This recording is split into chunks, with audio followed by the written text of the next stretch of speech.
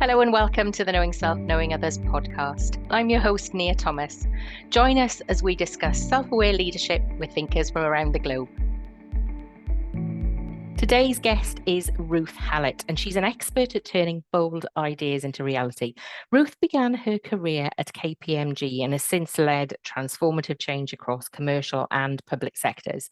With over 25 years of project and program delivery experience, she's got a very impressive portfolio that means she's worked with Virgin Atlantic, Barclays, Marks and Spencer's, the police, National Health Service organisations, local authorities, a range of charities, and the Welsh Assembly.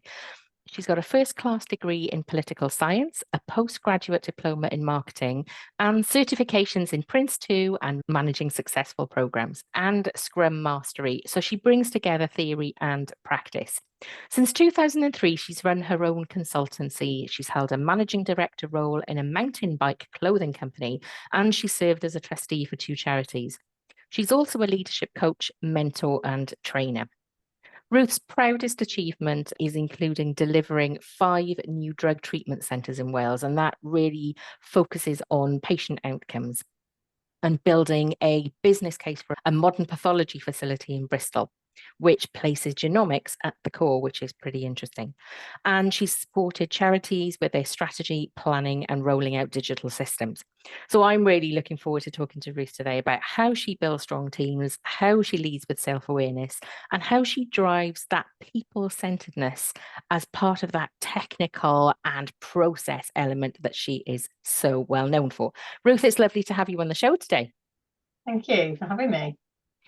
So tell us, how do you blend that really academic and technical training that you've got with your people-centered view? Because I'm lucky that you and I have had lots of conversations, and you do talk a lot about how people fit at the center of everything you do.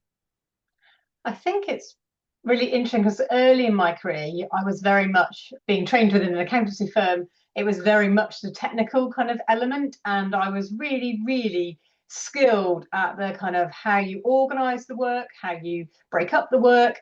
But one of the things I found, and I remember running a workshop with, I think it was 15 different chief execs from across various NHS organizations, and we were agreeing the priorities, and I was running the workshop, and I thought they're all going to walk away and do something different. And whilst they would agree in principle, their actions didn't line up. And I thought, do you know what? I don't have any tools in my toolbox to really manage this. And I then went on, I suppose, a real journey of kind of what other tools can I add into my toolbox, which means I can be a more effective leader, a more effective facilitator, and really, I suppose, deliver the outcomes for patients rather than just doing the technical piece of the jigsaw. And I think I kind of went on that, that journey of change. And that really has meant that I'm more successful at delivering what's needed for people through that process. That sounds like a real moment of self-awareness at that point where you said you can do all the technical stuff, but actually there's a people element here that unless you change how you operate, you're not going to get the impact you want. Tell me about that moment of self-awareness. What did you discover, and how did you discover it about yourself?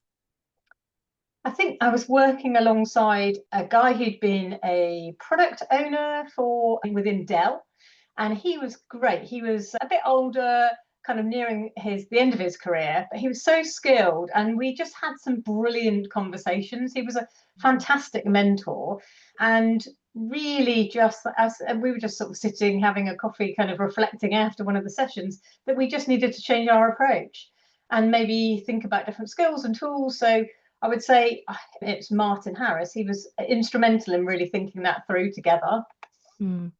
And that's interesting because that reflective practice is something that I talk about all the time in terms of self-awareness, that unless you have that reflective opportunity and that feedback, you don't then recognize your impact, and you don't, for me, the way I describe it is regulate your behavior, but it's actually changed the way you do things so that you get a different outcome.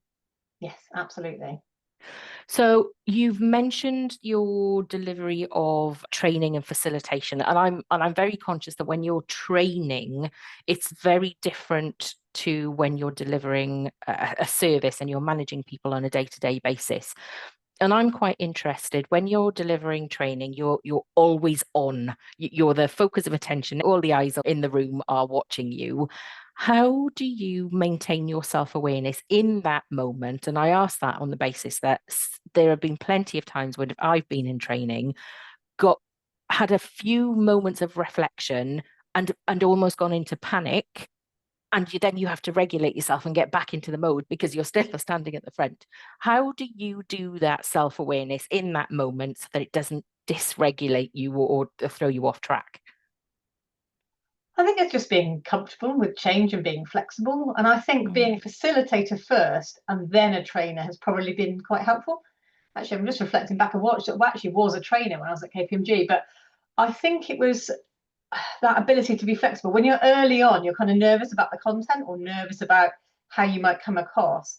But facilitation is not about you. Facilitation is about everybody else and being very focused on everybody else and creating the space for thinking. And with training, sometimes things come up and maybe you can adjust. So some of the training I do, which is like how to run effective online meetings, some of it is about how you go with plan A and plan B, having a bit of a, if the tech doesn't work and you're having it, you can have a complete panic, like, oh my God, the tech isn't working. Everyone's going to be like bored waiting while I'm faffing around.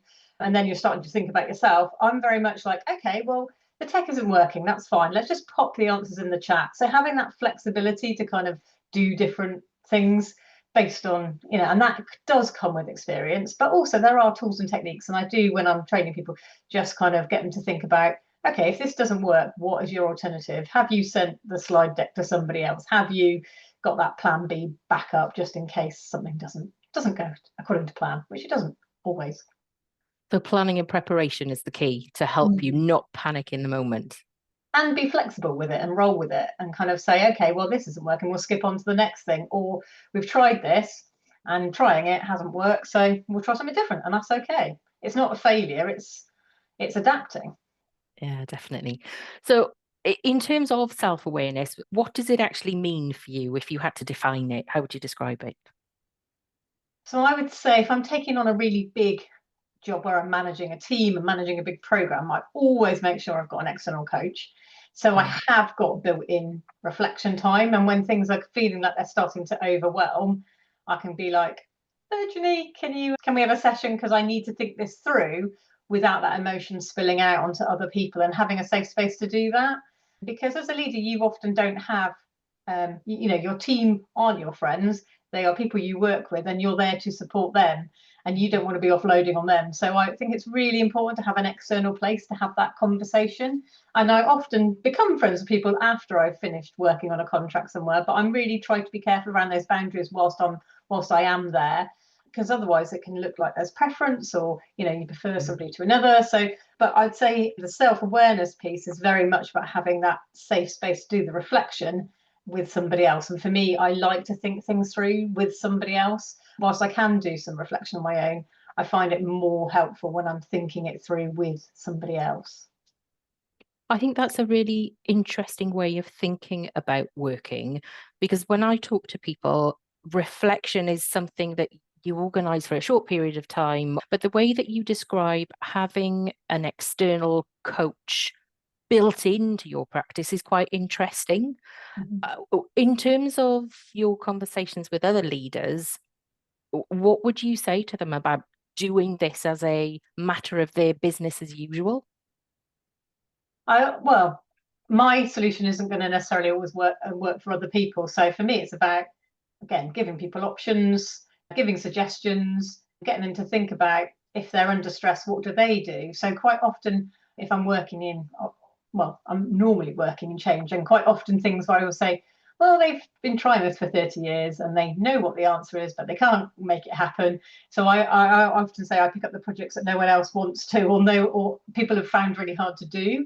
And so I'm often working with people who are, I would say, in quite challenging situations because the change has been needed, but it hasn't been able to be delivered. And that's causing stress often for the staff involved with that, because you haven't been able to move things. And so I will always say, well, what works for you? What other things have you tried? But then sometimes I'll say, would it be helpful for me to put my mentor hat on and offer up some different ideas or different solutions? And then you can maybe build that into your thinking. Because sometimes people get stuck, and that's okay. I mean, coaching can be very purist in terms of, if you know the answer, someone's really struggling, there's no harm in putting your hat on and saying, would you like some different ideas from me? And they can, and it's absolutely fine to say, no, I want to think this through on my own, or actually say, yeah, that's something that might be helpful. Yeah, I think that's an interesting way of being very open about changing hats. Yeah. That's really important. You talk about teams. Where does sort of emotional intelligence, self-awareness, that people centricity, how do you really harness that to make sure that you are building a very strong team? Because as you said, you often go in and manage projects where things have been tried and you're not getting things over the line. So how do you work on that people element? So I always think it's important, if you can have the opportunity to meet people on a one-to-one basis and have some kind of semi-structured interviews at the start. I find that really helpful because it gives me an opportunity to understand where people are at. I always kind of bring together the team really early on and do some work together at the beginning, because everything's always urgent, urgent, urgent. We've got to get this done. We've got to get this over the line, whatever. And actually, I find if you spend a little bit more time at the beginning working on the people piece before you get into the doing piece, then actually you've got a method for resolving conflicts which might arise as you go later on down the journey. So I always start with kind of some workshop sessions where we talk about what our strengths are, what we've done. Quite often these people have never worked together before. They might have come from different backgrounds. I don't know where they've worked before. I've done random things like run a mountain bike company. Who would have known that if people don't ask? So it's about those different skills. And I try to elicit what the skills are, but also what would people like to develop skills wise. So, a project of working on something different can be a real opportunity to work on something different. So if I understand they would like to stretch into this area, well, we might be able to create an opportunity to allow that to happen during that. So I'll always spend at least 2 or 3 kind of sessions at the beginning with the team to agree our ways of working. Okay, if things start to go a bit pear-shaped, which they will at some point in the project, how are we going to raise that? How are we going to resolve that together without it getting kind of scratchy or personal? And I often talk to people about talking about it, and that's exactly what you've described there. And it's interesting. I've been to a few job interviews recently because, as listeners and watchers know, my career is shifting and I'm moving from one thing to another. And people are often asking me the question of what happens if you've got stakeholders who've got different agendas. How do you bring them back together? So if you've done all of that work at the beginning, and say 6 months into a project, you're doing really well, but actually things are starting to slide and you're seeing that personalities are starting to get a bit fractious. How do you bring people back together later on down that line? So I'd say when you're at the beginning, I'd normally agree our ways of working and the behaviours. So how would we like to behave when it's all going well? How would we like to behave when it's not going so well? And actually, if you're doing a check-in every 6 weeks on that, then actually you can adjust as you go. So hopefully it never becomes too tricky. And it's just built in as a routine, whether it's working or not, because then you're not having to do something different or do an intervention because something's now, because there is a friction there. So I think if you've built it in, it becomes less problematic. Also, the other thing, as I would say, is that if someone has an objection, there's normally some reason why, something that's driving that. And actually, key thing for me is to go and have a chat and go and have a listen. What's driving that uncomfortableness, or why are they raising the objection? And they might not be raising it in a way which is helpful to the group or for other people, but actually normally there's a grain of truth in there or something which is driving that, which actually think maybe we do need to adjust this or change this or do something slightly different based on that piece of, and it is just a piece of feedback. And I've experienced that lots when we're doing clinical changes. They'll be raising an objection. There will be something that actually we haven't maybe thought of. So it's really important to listen and adjust. And I say it's not changing your mind, it's improving the answer, if that makes sense. Yeah, definitely. You've coached, you've mentored, we've worked with people who are leaders in their own right, who are leading teams. How do you have the conversation with those individuals who maybe aren't very confident in having challenging conversations or don't know where to start in terms of talking about it? How do you help shift them to go from just doing the thing to having that conversation about how do we work together to achieve the thing?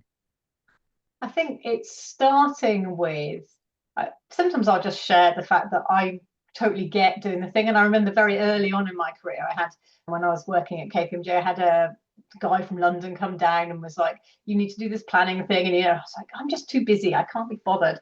And actually, I described that I at the time felt like it was like an additional ask, but actually it made things less stressful. So sometimes sharing a story can be helpful, but actually and going from their perspective, understanding what their stresses are, understanding where they're at.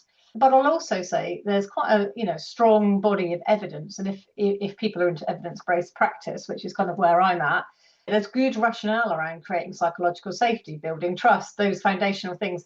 And I'll quite often point them and say, well, you don't have to believe me, but why don't you just go and have a listen to these are the books or podcasts or whatever their method or way of gathering information so that they can kind of see, oh, there's some different ways of doing things. Because I think I was chatting to someone the other day and they were like, well, I've kind of got my way of doing it. And it's like, well, you can change it and adapt it and add another tool into the toolbox. You're not saying that thing's no longer valid, but you're saying actually, in this scenario, maybe that thing isn't working. So maybe we'll add something else in, a little bit extra or different, about evolving rather than throwing everything out and starting totally over again. A lot of what you've said really does resonate with what you said very early on in our conversation about that flexibility and adaptability. And it Mm-hmm. seems to really feed through the things that you've just been saying. If we think about ways of working, now I know you are a Scrum qualified Scrum Master. How are we adapting our way of working to be more agile, to be more flexible? And I guess I ask that on the basis that I come from organizations that are quite bureaucratic. My background is in the public sector. We do things in quite a structured way. But I think when we went through COVID, agile working really came to the fore. But what's your experience of it? How is it looking? How is it feeling out there right now? I would say it's quite interesting because I'm part of a kind of Scrum community and go to regularly to the Scrum Exchange in London. I'm part of a lovely agile community, like a support network, basically. We go for breakfast, we have a WhatsApp group. So what I love about that community of people is if I've got a challenge or something, and being self-employed and kind of being primarily working with just my husband, it can be a bit isolating. So I really love the fact I can pop a question out on that WhatsApp group and someone will go, I'll meet with you to have a chat about that. Or actually, have you tried these techniques? Or so I think there's a real richness to the agile community where people are really up for kind of sharing and it feels like my people, if that makes sense. And going back to your question around bureaucracy, I think it's really important. Often there's this, like, I suppose, a rub between prints and program and project management and agile, which is much more about continuous improvement, much more about ongoing product, the whole product life cycle and value. I don't think the two things have to be in conflict. My view is that in large organizations, you do need to have some governance and you do need to have that framework. And so rather than seeing that as a bad thing, it's just you just as a working in the sector, you just need to understand where those points are. I've been working and supporting a piece of work in the NHS that will need to go through health overview and scrutiny committee. That requires Mm. MPs to have a view, that requires councillors to have a view, it requires the public to have a view.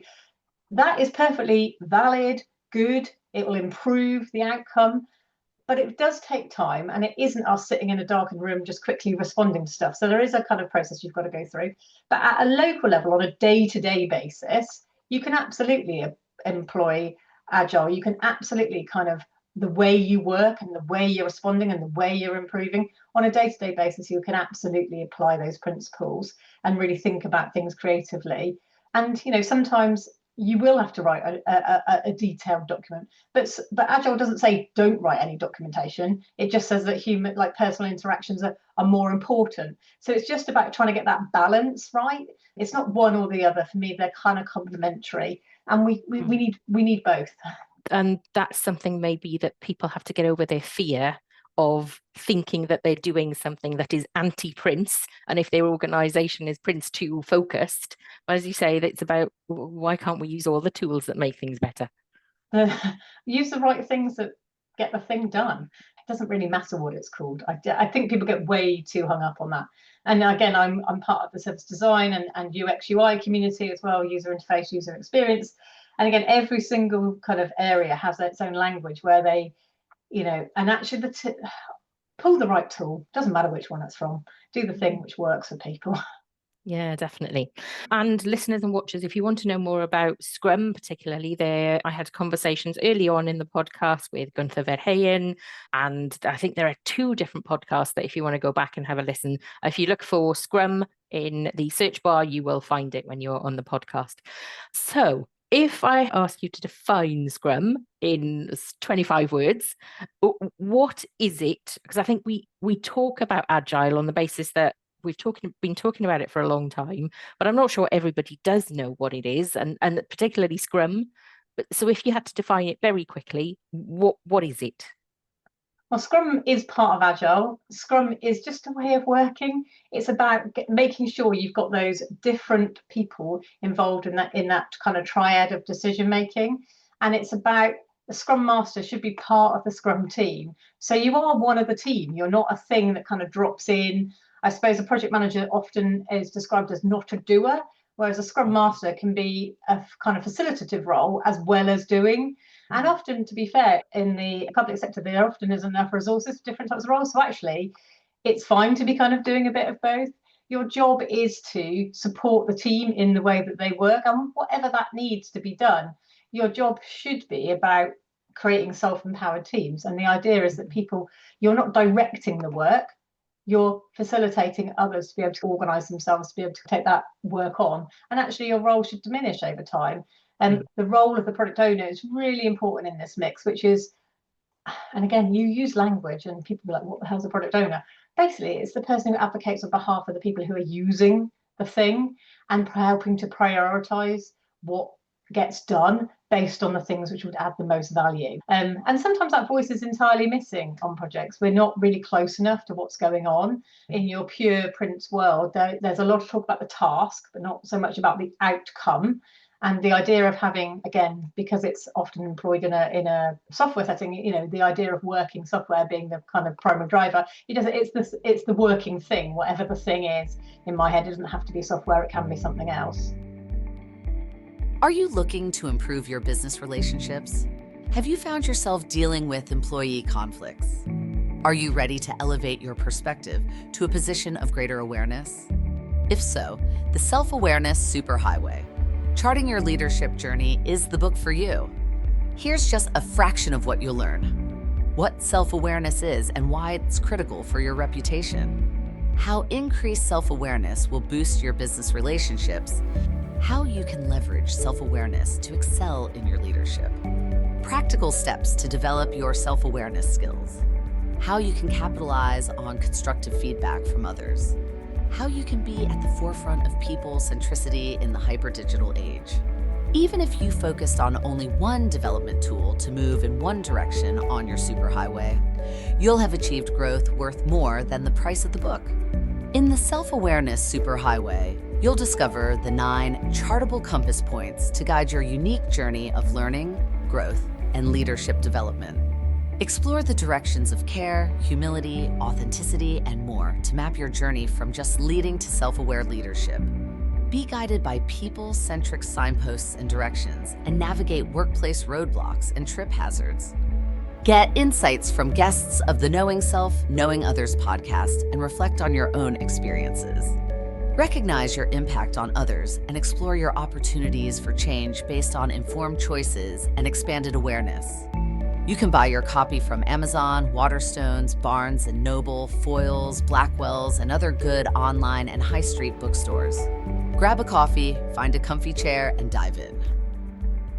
You founded your consultancy business about 2003, and you've led lots of different ventures, and you've crossed sectors and crossed organization. What are the things that are coming out for you that create leadership? Almost, if we had to have a leadership passport that went across everything, what are the things that people need in their passport?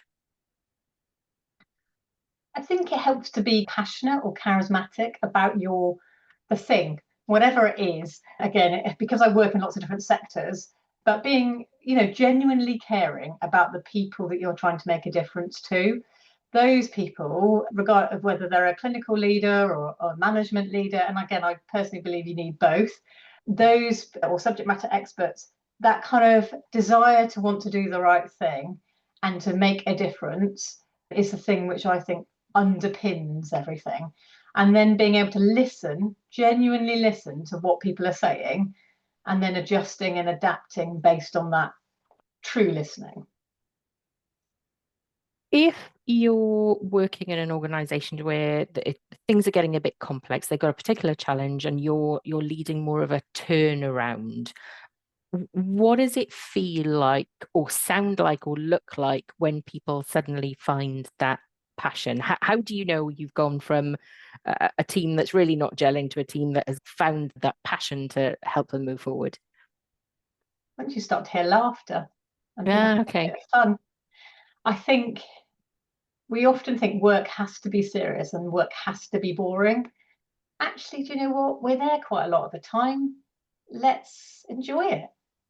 There's nothing wrong. I mean, I ran a Lego Serious Play, worked with it. There's nothing wrong with those things, about having creativity, unleashing people's creativity and having some excitement and having a bit of a laugh.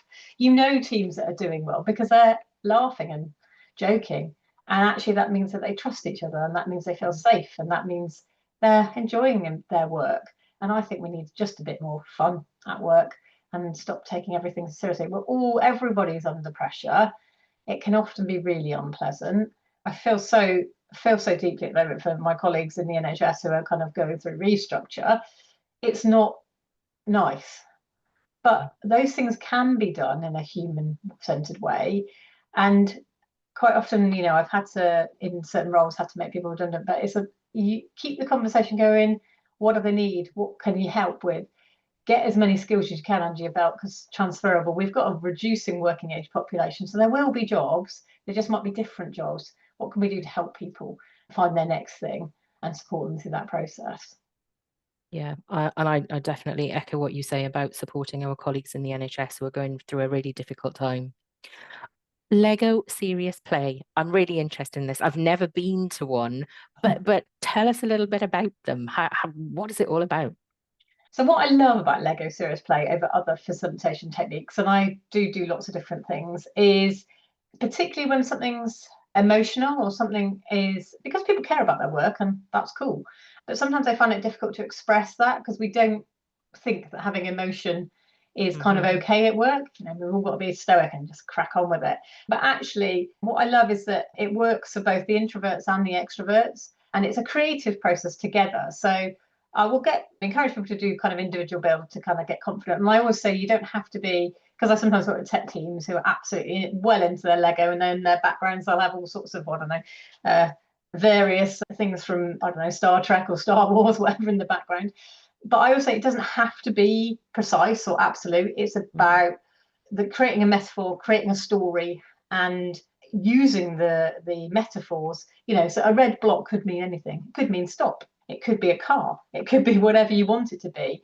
But it's about being able to tell that story kind of collaboratively together. And by everybody contributing and working on that model together, one person might take the role of finding the right color blocks. One person might be building it. One person might be the ideas person. You're working together as a team to kind of make a build together. And then you're building something as a, we did a piece of work the other day where we were looking at how it currently works and then thinking about how we might want to change it. So you build the current state, and then we're building how we'd really like it to be. And obviously the next session will then be on, okay, how do we do that?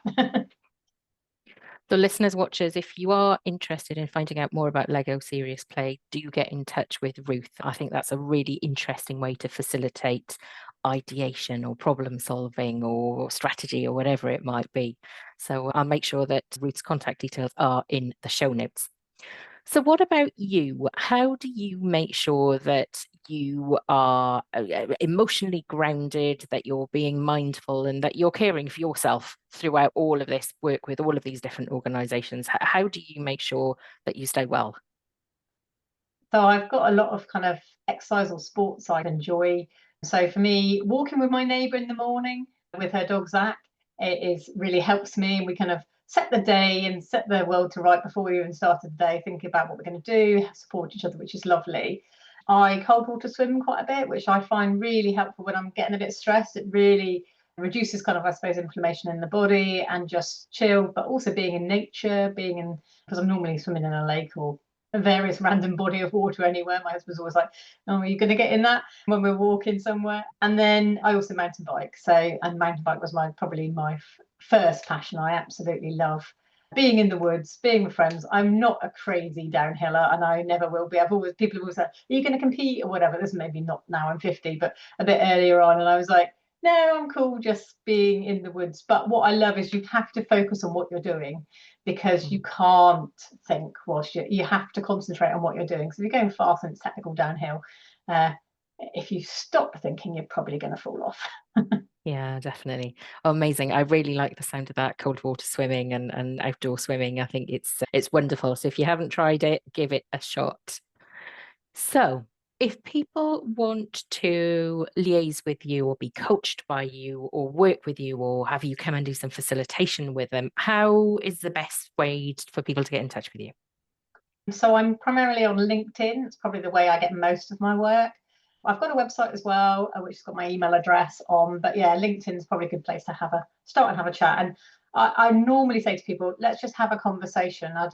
And work out what you need. And then I can develop whatever mix of stuff you need to kind of get whatever the outcome you want. Brilliant. We'll make sure those links are in the show notes. So as your parting golden nugget for leaders out there, what is something that you would like to share with people before you go to make sure that they are looking after themselves and that they are moving towards a positive resolution, going through all of the tricky stuff that's going on in organizations and businesses right now? What would you advise people to make sure that they can get through it and get through it well? I'd be really mindful not to take things too personally. And it's really hard when you're feeling vulnerable yourself. But some of this is not about you, not about how good you are, not about the value you've brought in the past. This is about a set of circumstances that are entirely outside of your control.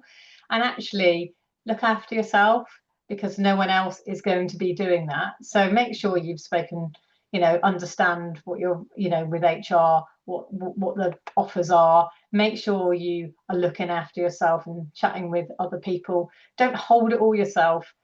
Lots of people are going through the same thing at the moment. And actually, if there are free offers of training, and there's loads of stuff out there, there's brilliant meetups, there's brilliant conferences, there's lots of things that are free. Make use of those resources. Look, I've got friends, so there's a lady called Jo, she is offering free wellbeing sessions. So there's lots of people knowing that this stuff is tough, having been through it in other places before. You will get through it, and actually you might find something actually you enjoy even more. So sometimes it can be an opportunity for pushing you to do something you might have done a little while ago, but actually, and it won't feel like it at the time, but afterwards you'll reflect back and think, actually, that was the right thing to happen at that point. That's amazing. Ruth, thank you so much for finding the time to come and have a conversation with me. It's brilliant as ever. As I've said, we will make sure that all of the links are in the show notes, plus those free wellbeing classes that you said that Jo is running. I'll make sure that those links are in the show notes too. For today, thank you so much for joining me, Ruth. Thank you.